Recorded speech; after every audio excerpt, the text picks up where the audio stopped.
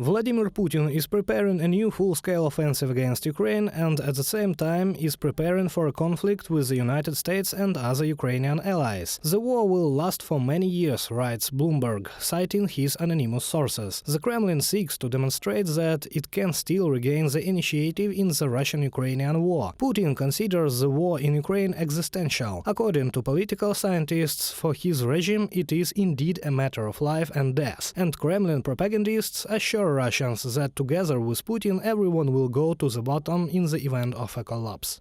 Запас прочности на самом деле у режима гораздо меньше. The margin of society of the regime is much less than Putin would like. They understand perfectly well that a long confrontation will not last. Putin is trying to convince the West that he is ready for war to the last Russian. Moreover, Russian society in principle would not mind. The Russians have such a paradox that they die easier than they live. Death is more easily saturated with meaning than moral existence, and Russian propaganda got the hang of it here to the fullest.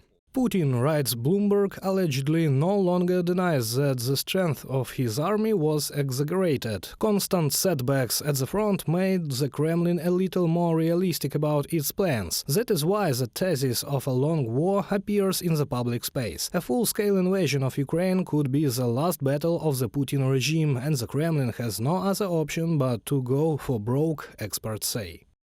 Путинский режим прекрасно понимает, что The Putin regime understands that with this war he staked all in, he staked everything on it, and now the risks are very high for him, so he is ready to burn any strategic resources. The energy dependence of Europe went under the knife. The myth about humanistic Russia with the facade theater and Tolstoy's also under the knife. Russian special services are there. The demographics are there. Putin's population is ready to be sent into the furnace in batches to buy time. Ukrainian intelligence also reported that Moscow was preparing for a protracted war. In recent months, the transition of the aggressor country to a military footing has become obvious. They mobilize all reserves and means. They have sky-high military budgets. We will also soon see other economic measures in Russia. Of course, this is what Putin is preparing for. Ukraine has the opposite task. It is 2023 that should be the year of our victory, a radical change in the situation, because neither Ukraine nor the entire civilized world needs this long war. Andriy Yusov, representative of the main intelligence directorate of the Ministry of Defense of Ukraine, on the air of the national telethon.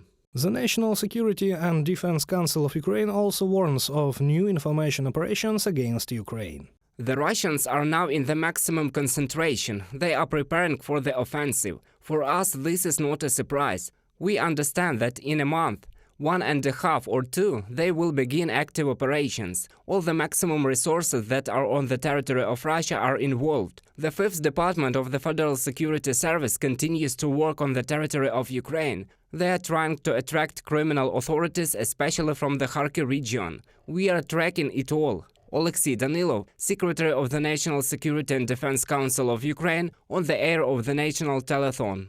The Russian army may launch a large-scale offensive as early as February-March 2023, Bloomberg wrote. The Kremlin wants to have time before Kyiv receives new weapons from its allies, including tanks. In addition, the Russian military and political leadership is preparing a new wave of mobilization which de facto never ended. They want to recruit another 200,000 troops in the spring. Reported by Serhiy Kulyas, Yulia Bezborodko, UATV News.